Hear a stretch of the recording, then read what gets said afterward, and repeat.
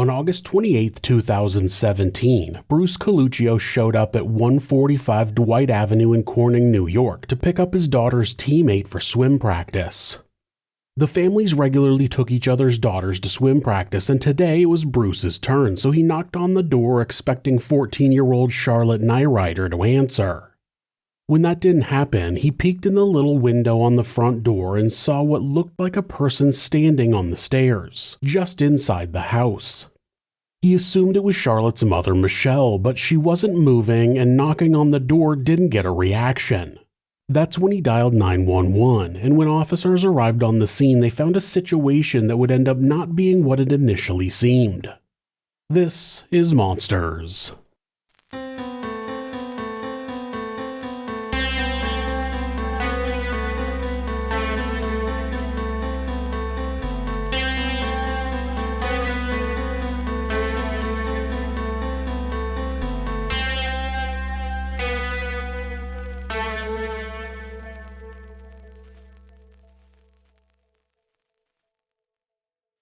Lloyd Neurauter was born on September 17, 1972, and was in high school when he met Michelle Lundy, who was a year older than him. It's not clear where they were attending high school, but Michelle was born on February 2, 1971 in Van Nuys, California. The couple dated for 2 years before getting married on December 7, 1991. They headed to Moscow, not Russia, Idaho, where Lloyd attended the University of Idaho. He received a bachelor's degree in electrical and computer engineering in 1995. That same year, Michelle gave birth to their first daughter, Rebecca, on July 29th. They had their second daughter, Carrie, on October 9, 1997, and a few years later moved to Corning, New York. Lloyd began working for Corning Incorporated. That company used to be called Corning Glass Works, and their claim to fame was a heat-resistant glass formula called Pyrex, which many will remember as Corningware. Lloyd was a senior systems engineer, and Michelle stayed home with the kids and homeschooled them when they became school-aged. A few years after moving to Corning, they had their third daughter, Charlotte. Michelle also went to college, but there aren't any details about what she studied. She did eventually go on to teach college English, so it would have been something that qualified her to do that. They seemed like a typical family at first, but people who knew them would later say that Lloyd was controlling and a harsh disciplinarian. Friends of the children said that, if he suspected any wrongdoing, he would order the kids over by yelling, quote, "front and center," and they were to kneel in front of him while he questioned them. One friend would say in an interview that she witnessed Lloyd slap the kids across the face. Another person said he would insult Michelle in front of others. Then in 2007, Michelle cut off all contact with her parents. She would tell a friend that Lloyd had forced her to do it, and she believed it was so she would have nowhere to go if she decided to leave him. Separating a victim from their support system is a common tactic for abusive and controlling people. Friends said that Lloyd always had money problems, describing him as, quote, having spending issues. They also believed he was having affairs. But then Lloyd ended up being the one who left. In 2008, he took a job at Abbott Point of Care in Princeton, New Jersey. He rented an apartment nearby in North Brunswick. That company makes portable blood test devices, and Lloyd was a lead engineer.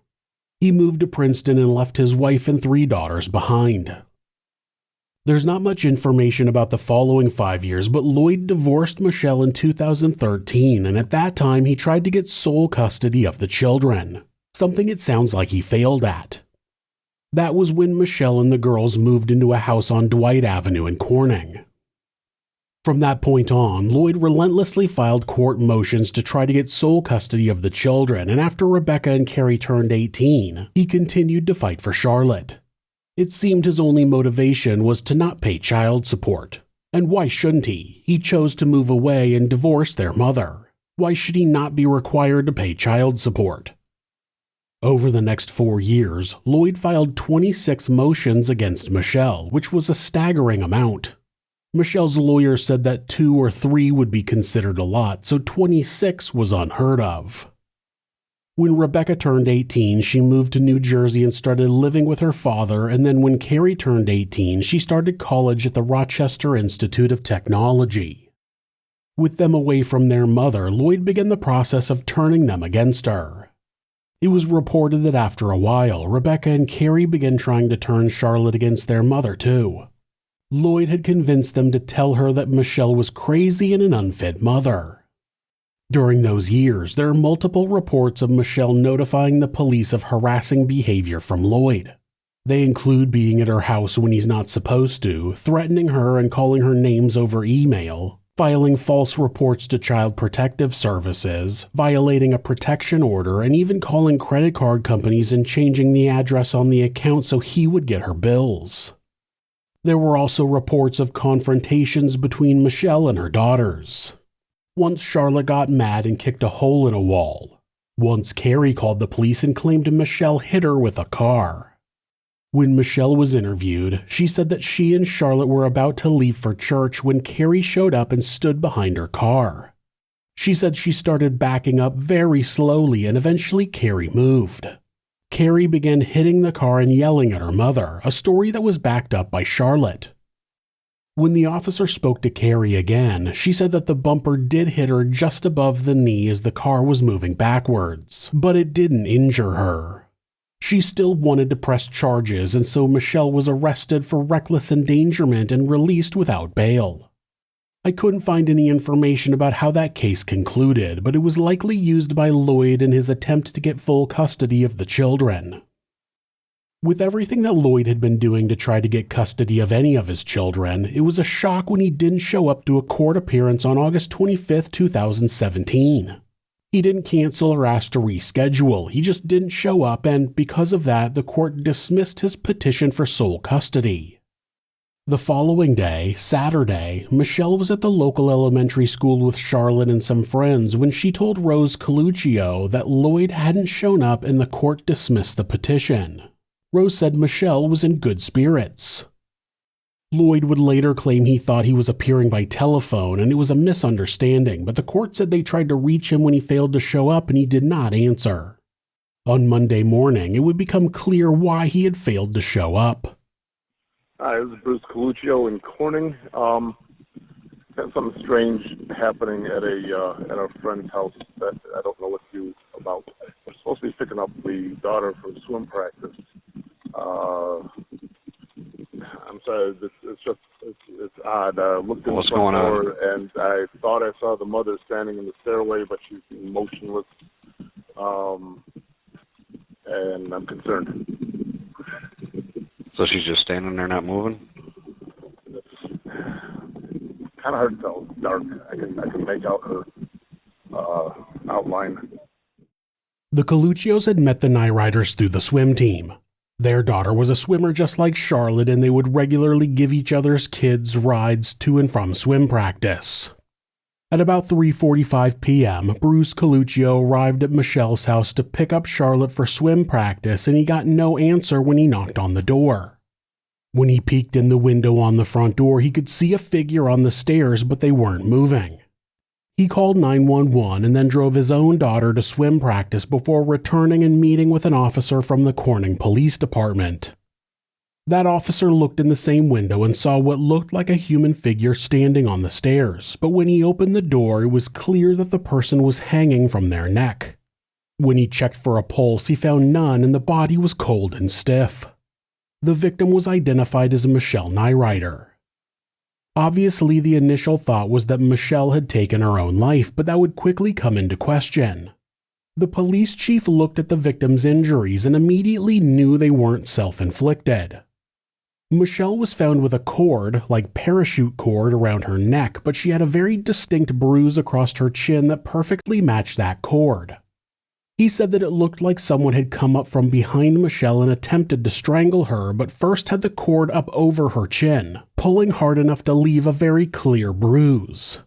The attacker likely managed to get the cord around her neck and actually kill her before tying the cord to the stair railing to make it look self-inflicted.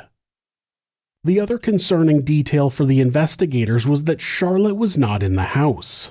They searched every inch of the house, including the attic and the garage, and she was nowhere to be found. It was later that same day that Carrie called the Corning police claiming she had heard that her mother had hanged herself. She said that, Saturday evening, she went to Corning because she wanted to sleep in her own bed just one last time. That already seems like a flimsy reason to drive an hour and a half away, but then she claimed her mother started yelling at her for taking her father's side in the custody battle. Carrie said that Michelle was so upset that she decided she needed to get Charlotte out of the house, so she returned to Rochester with her sister. She let the investigator know that Charlotte was with her. But the custody case had been dropped the day before, so why would Michelle be that upset? Not only being so upset that Carrie believed Charlotte wasn't safe, but upset enough to end her own life. The day after she had won. She spent 4 years battling Lloyd over custody, and the day after she wins in court, she kills herself? That made no sense, and the investigators agreed. Investigators started talking to people who were close to Michelle, and of course started with her children. When they talked to Rebecca, she was the one who had questions, though. Well, first of all, sorry for your loss, obviously. You were calling with some questions?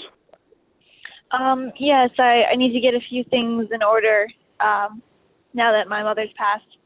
And Okay. I just had a few questions. I know that you guys had to do an investigation. Right. And was there an autopsy done? We're working on that today. Okay, so it's getting done right now.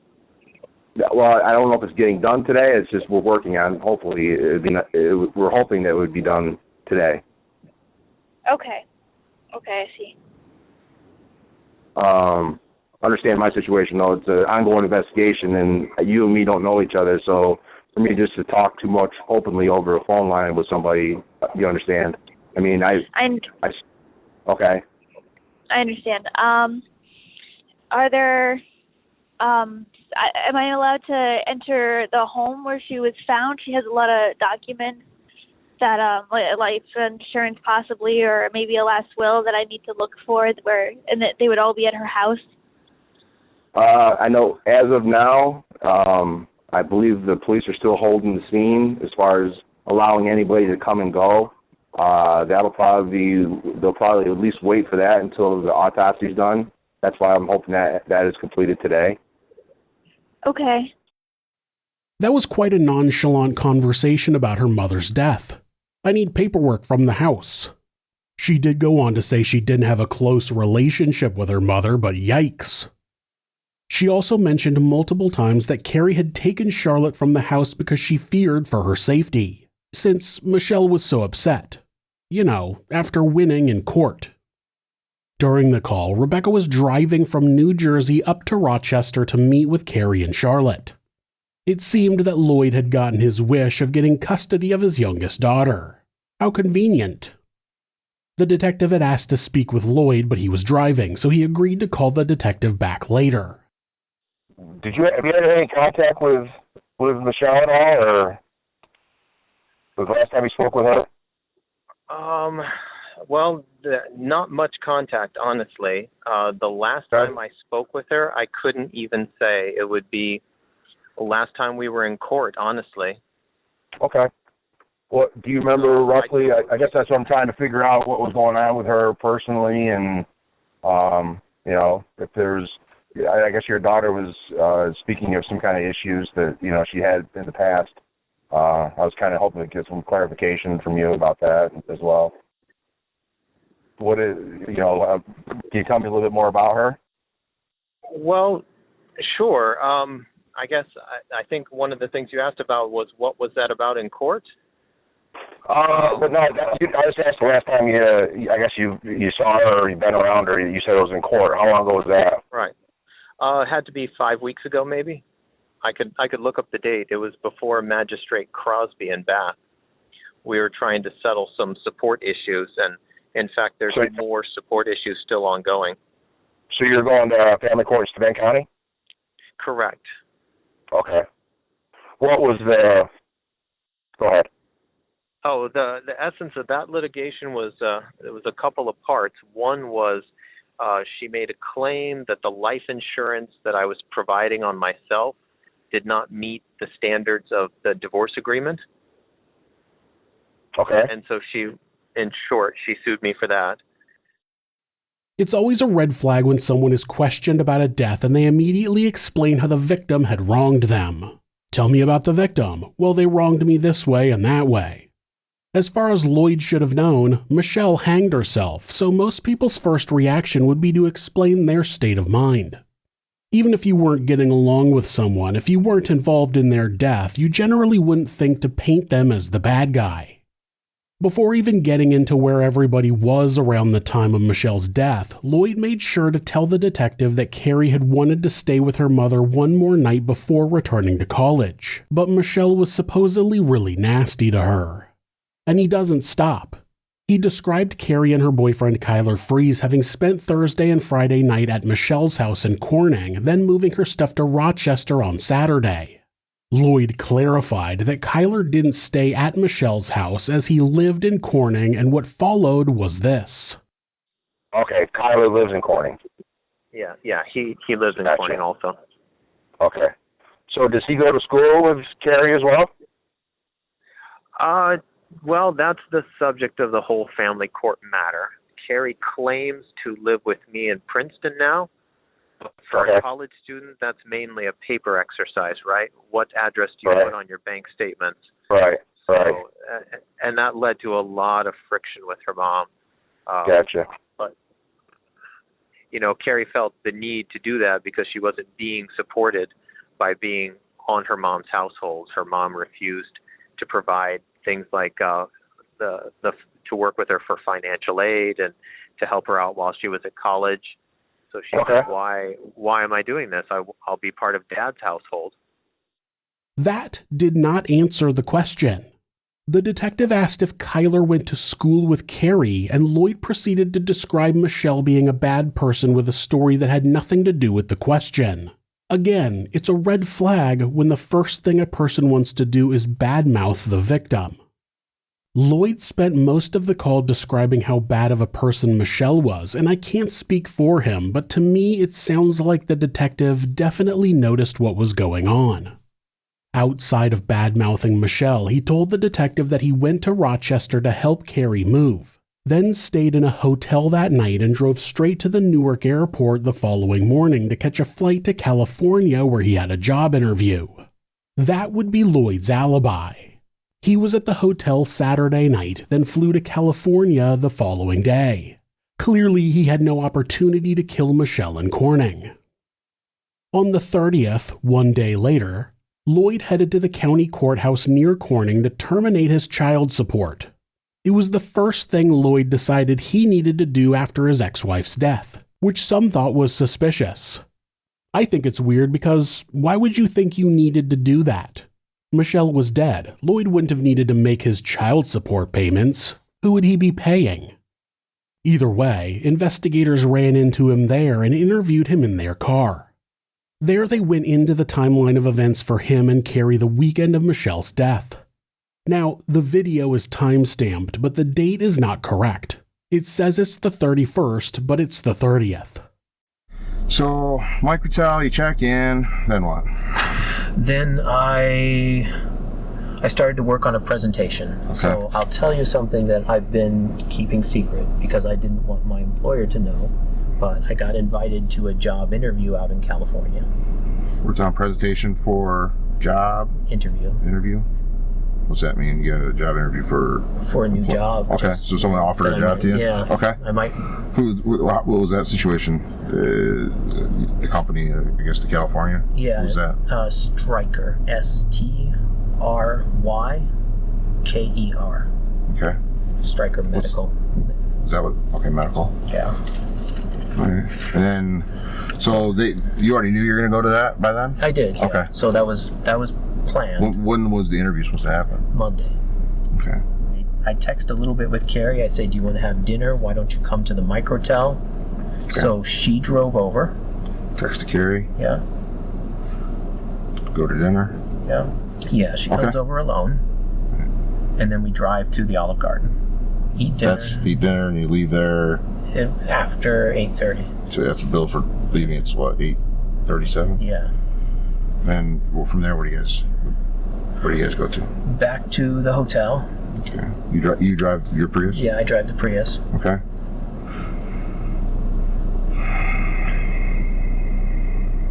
Okay, back to the hotel. Yeah. And then we talk a little while. Stayed an hour-ish. Yeah.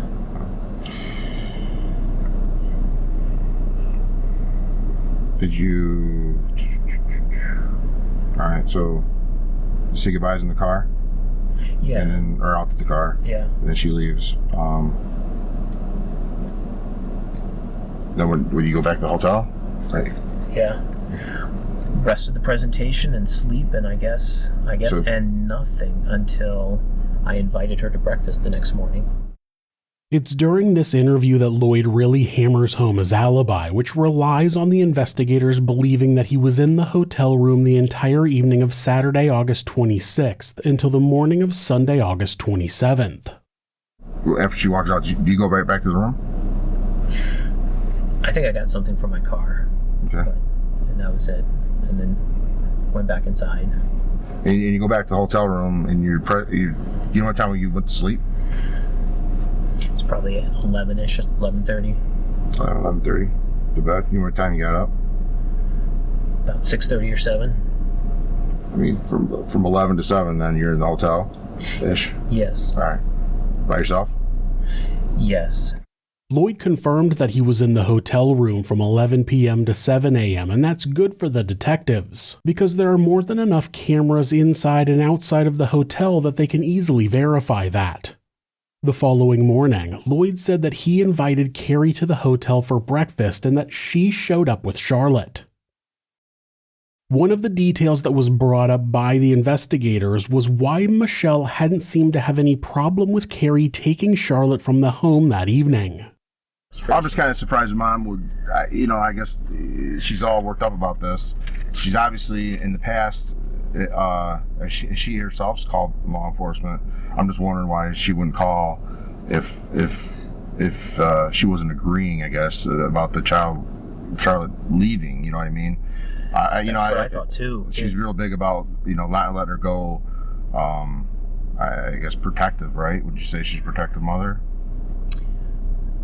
Actually kind of not. No. I hear what you're saying about places where she's been on point. Mm-hmm. I look at that as honestly just spiteful. So if it interferes with my visitations as a father, she's all over it. If I crack my door for some air while I'm parked in front of her house for visitation, she'll call Corning Police Department and say I'm trespassing. Except police reports say he was on her property and an officer arrived and talked to him about it. So let me ask you, if do you think she let Charlotte go with Carrie? I really don't know. I mean, you know her better than anybody, especially at least us. So yeah. You know her history. Would you think you'd allow her to go with her? I'm sure that would make her furious if she realized that Carrie took Charlotte.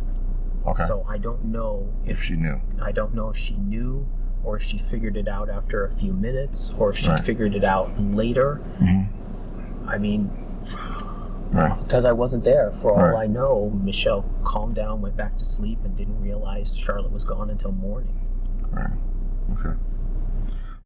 Lloyd's gotten himself backed into a bit of a corner. He's been extremely vocal about Michelle being controlling and not wanting Charlotte to be with him or Carrie, but according to his story, Carrie just took Charlotte without Michelle's permission or knowledge, and she didn't say anything. Michelle would have discovered both Carrie and Charlotte were gone, and she didn't call the police. She didn't even call Carrie. A woman who supposedly called the police because Lloyd cracked his car door suddenly had no reaction to Charlotte being taken without her permission. It seemed unlikely. Before investigators were able to get surveillance footage from the hotel, the investigators returned to the Corning police station where Lloyd mostly made sure the typed statement was correct and signed it. It was there that he really made it sound like Michelle had a long history of mental illness and threats of suicide. He also said this. Actually, I called a little earlier about Dr. Warren Jello, even in recent times. So he did psychiatric evaluations of Michelle and I both in 2013 for the custody trial. And I remember we both both reports. And so I remember looking at her report, and he said, well, she showed signs of bipolar and signs of undiagnosed paranoid schizophrenia. Lloyd claimed that a psychologist had reported that Michelle had undiagnosed bipolar disorder and undiagnosed paranoid schizophrenia. But this is what the report actually says. Quote, in the forensic evaluation of Miss Neurauter, Dr. Morangiello presents a few Facebook exchanges between Mr. Neurauter and the children. In each incident presented, Mr. Neurauter overstepped the boundaries with the children. He infers that their mother is wasting money, cannot manage money, that he is sad for their situation, and that their mother has serious mental health issues. These kinds of interchanges poison this co-parenting situation. It also indicates that Carrie's therapist believes that father put pressure on her and says negative things about her mother. The therapist indicates Carrie is much too knowledgeable about court. On psychological tests, Miss Neurauter did not present with psychopathology. Dr. Morangiello also concludes that Miss Neurauter has a point that Mr. Neurauter is attempting to turn children against her. Although he did find rigidity, lack of insight, and difficulty admitting faults, he did not find significant psychopathology. Interestingly, Mr. Neurauter's evaluation found personality rigid and lack of insight, similar to Miss Neurauter. He did suggest in his conclusion that Mr. Neurauter could present with a positive, helpful manner, and yet he is capable of being hurtful. Even though this is the case, as with his ex-wife, no significant pathology was found. So Lloyd was lying in order to make the investigators lean towards suicide instead of homicide. And just like with his alibi, it was easy for the investigators to verify. When investigators were able to get surveillance footage from the hotel, Lloyd's actions did not match his story. Everything seemed to happen the way Lloyd described until Carrie left the hotel. At about 10 p.m. Saturday night, the camera caught Lloyd walk into the parking lot with Carrie and get into the passenger seat of her car. The car drove away, and Lloyd did not appear on any surveillance footage for the next 8.5 hours. He didn't enter the hotel, and he didn't enter his room.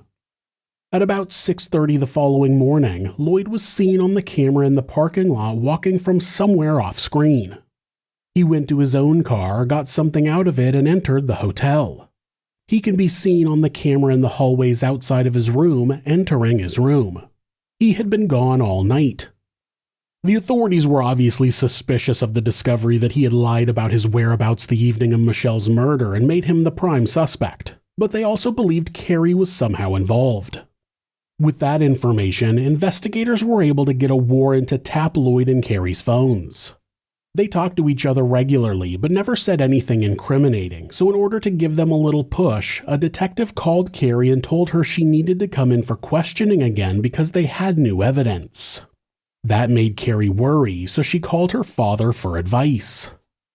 Tell him I'm sorry. I got a counseling appointment back in New Jersey tonight. And tell him this has been really hard on me. Yeah. Could you cry? I might. God, Yeah. It would be nice if then it was just over. That would be the dream. Well, if it was anything more serious, I guess you'd have people coming after me anyways, right? Yeah, he wouldn't ask you to come walk in the front door. He'd say, I have a warrant. Yeah. So it can't be that.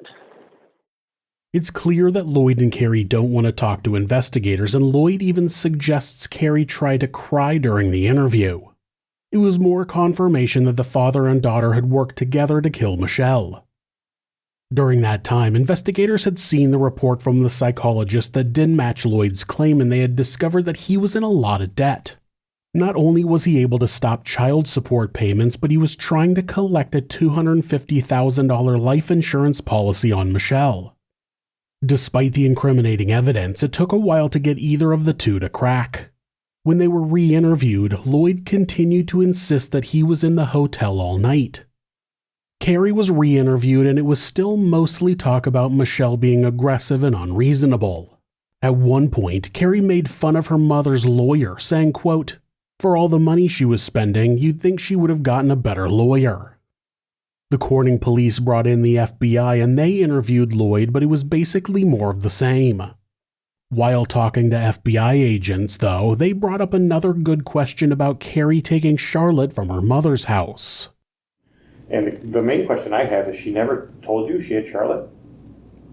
Like, prior to showing up, you said she showed up at your hotel room? Mm-hmm. Yeah, we had agreed she would come over and have like the continental breakfast. Okay, all right. But she never called you, she never texted you, she never... Really? Like, I think I would have immediately said, oh my gosh, Dad, I got Charlotte, what do I do?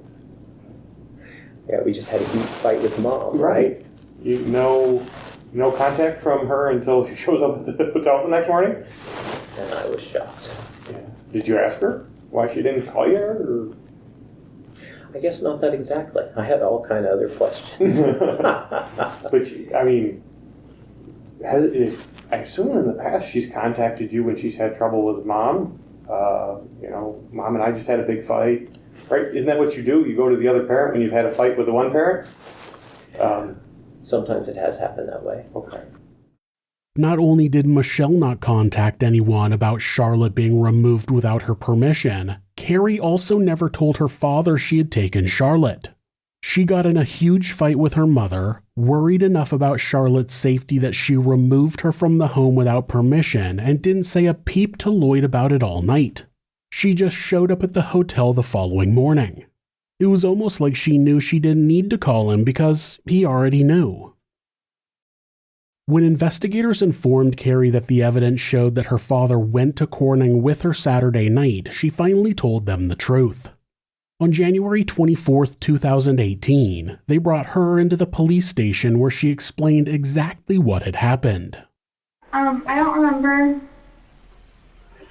exactly when it was, but basically I think it was something along the lines of, he's out of money, Jara's gone, he can't pay rent, he can't pay for stuff, he doesn't know what to do, and so basically he was going to kill himself. Or there was this way to get Charlotte where she was safe, and also to make it so he would kill himself, which was killing my mom. It was not a last-minute idea. Lloyd had manipulated Carrie into making a choice between himself and Michelle. In the interview, she said Jara's gone. She was his second wife who was also planning to leave him. Gee, I wonder why. Carrie basically had to decide between her mother dying or her father dying. At least that was her story. Of course, there was a third option. She could have reported that her father had suggested he murder her mother. Had she been so brainwashed by Lloyd that she believed murdering her mother was the only option? The only person who truly knows is Carrie. But ultimately, Carrie chose her father and they began brainstorming ideas as to how to murder Michelle. The first was that they would go down to Corning and Carrie would take Charlotte out shopping while Lloyd murdered Michelle. I was going to wake Charlotte up early and just take her out. We were going to make breakfast and shopping, and then, I don't know, and then, being totally honest, whatever. I was supposed to, with the burners on the stove, so you can light them, or you can just make them put out a bunch of gas, which is not what you're gas stove in the house? Yeah, okay. Which is not what you're supposed to do if you want to cook something, because that's bad. So I was supposed to set all those, to just put out a bunch of gas and light the candles in the living room and leave. That was the exit plan. When Charlotte and I were out, then the house would go boom, and... But she would have already been... Yes. Go ahead. Yes, she would have been dead. She would have been dead at that point. Well, so your plan, your part of the plan was going to be to light the burners so the house would ignite and kind of, for the purpose of... Kind of what, explode? To let the house explode to hide the evidence? I guess. Well, I mean, yeah. What was your understanding? Obviously, Yeah. I don't want to put words in your mouth. I'm asking you. Yeah. Okay. She was going to be the one who destroyed the evidence. She didn't specifically say where Charlotte would have been, but I assume she would have taken her sister with her when she left pre-house explosion. That was supposed to happen on Thursday, but it sounds like Carrie backed out. She stayed in Corning until Saturday when she and her boyfriend Kyler moved her stuff up to Rochester. That evening she went to dinner with Lloyd, and at that time she didn't have plans to talk about murdering Michelle, so she asked if Kyler could join them. It seems that Lloyd did want to talk about the murder, so he suggested that Kyler not come along. Carrie said they talked about a new plan on the drive to dinner and over dinner. Afterward, she went into his hotel room and watched Lloyd's presentation. Then they left together. All right, so now you're leaving your apartment. You picked up a bag. Yep. You head to Corning. Your dad's in the car with you.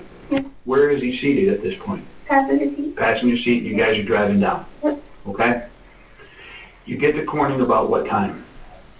I don't know. I think the times were accurate, like midnight or so. Okay. You walked in the door. Your mom was at the top of the stairs. She saw your dad and flipped out. Is that the truth, or did your dad go right up to your mom's room quietly so as not to wake Charlotte? Tell me. Yeah, that's more close to the truth. All right. Tell me then. Tell me how did you? Who went in the house first? My dad went in the house. Well, we went in the house at the same time. Okay. And then, wait, no, that's a lie. I'm sorry. I went in the house and like scoped it out, I guess. And I went back to my car. When you scoped it out, did you know where Charlotte was at that point? Yeah, I saw her on the couch. Okay. And she was sleeping, and my mom was in her room, but I think the door was like, I couldn't see her, so I didn't know if she was sleeping or not. So I went back and I told my dad, I was like, I don't know if she's sleeping or not, and Charlotte's on the couch. And he was like, okay, should we leave? And I was like, I don't know, should we? I don't remember exactly if that even happened. I don't know what we talked about or whatever, but I told him, and he was like, okay. So he went ahead with it, I guess, and my dad went upstairs into my mom's room, and she was like, what are you doing? Like, why are you here? And so she was yelling, and then she was like, why? And she was screaming, and then it was quiet, and Did you, do you know what he was doing to her at this point based on your conversation with him? Because you had mentioned earlier something about a towel. And you, so, but. I mean, I just gonna put a towel in her mouth so she be quiet. And then put the rope around her neck and strangle her. And then Charlotte woke up and I was like, oh my God. So that's how we walked it. And then I put her in my car. Charlotte was sleeping on the couch in the living room when Lloyd and Carrie went into the house. Lloyd went upstairs to strangle Michelle, but the commotion woke Charlotte, so Carrie told her she had gotten into a fight with her and suggested they leave. Carrie took Charlotte outside and put her into the front passenger seat of her car. When Lloyd was done making Michelle's murder look like a suicide, he and Carrie had to figure out how to get him and Charlotte both back to Rochester. It sounds like that wasn't part of their plan, which means they were going to let 14-year-old Charlotte wake up and find her mother's dead body. And Lloyd has repeatedly claimed he is the better parent. That is a horribly traumatic thing to plan to have happen to your daughter. They eventually decided for Lloyd to sneak out of the house and climb into the back of Carrie's car. Carrie described opening the back and then talking to Charlotte to keep her distracted while Lloyd got in. Then he hid in the back all the way back to Rochester. Carrie told the investigators that neither Charlotte nor Rebecca knew anything about the murder.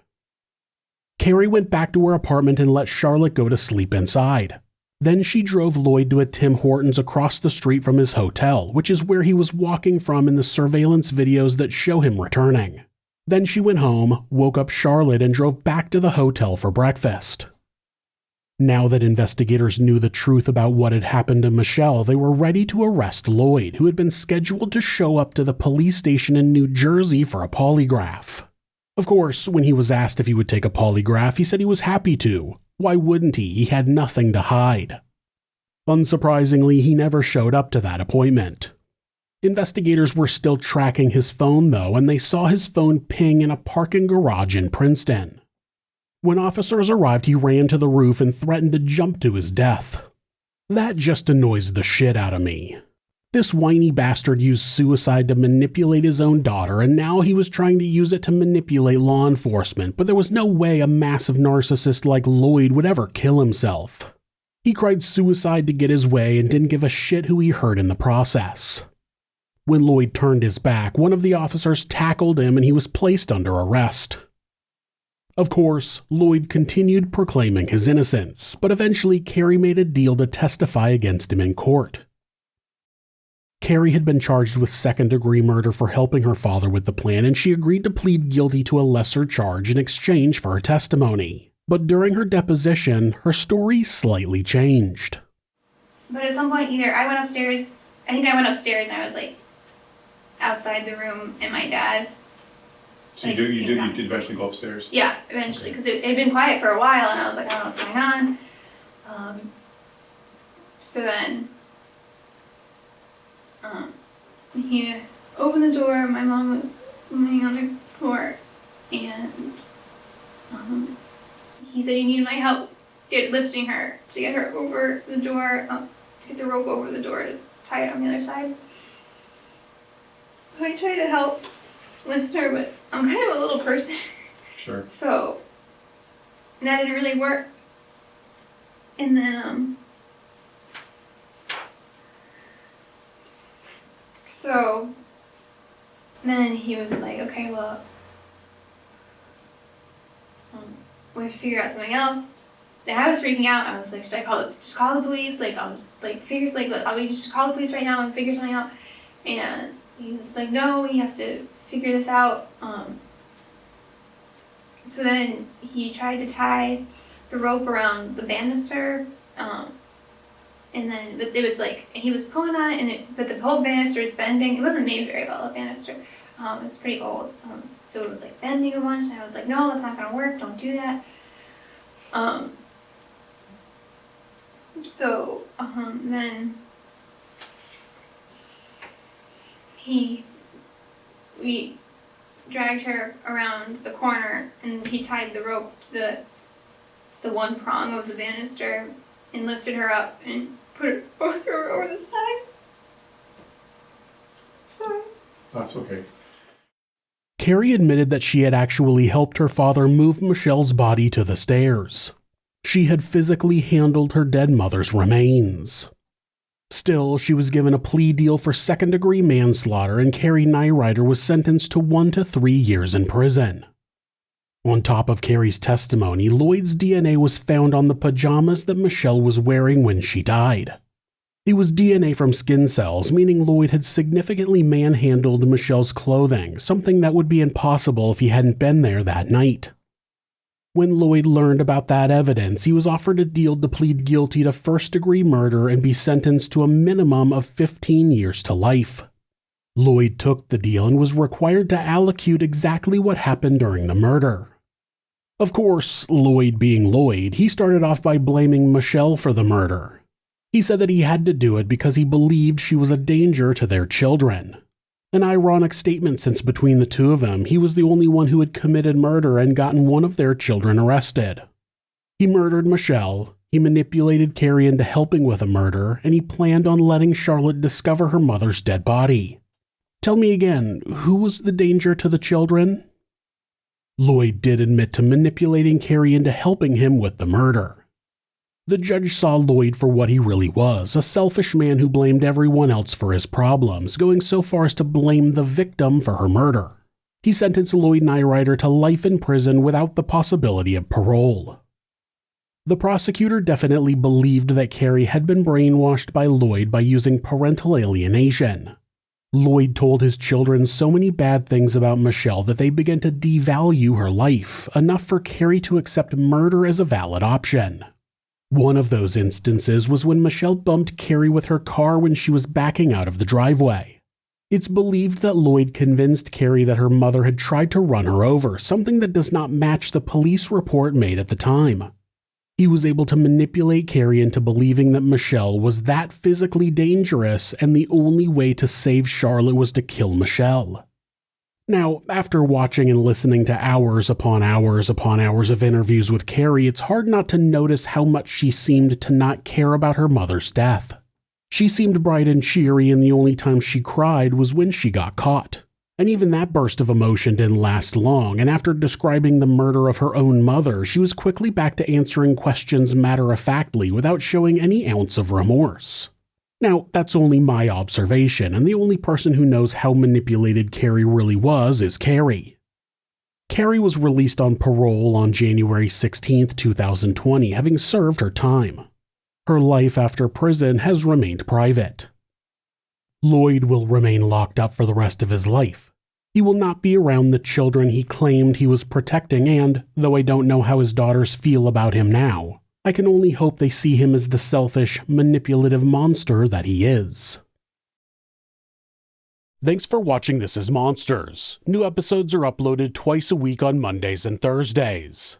There are occasional bonus episodes covering unsolved cases and criminal history. If you have a suggestion for a case you think I should cover, leave it in the comments. You can always follow the channel on Instagram at thisis_monsters and purchase merch at thisismonsters.com. Thanks so much, and be safe.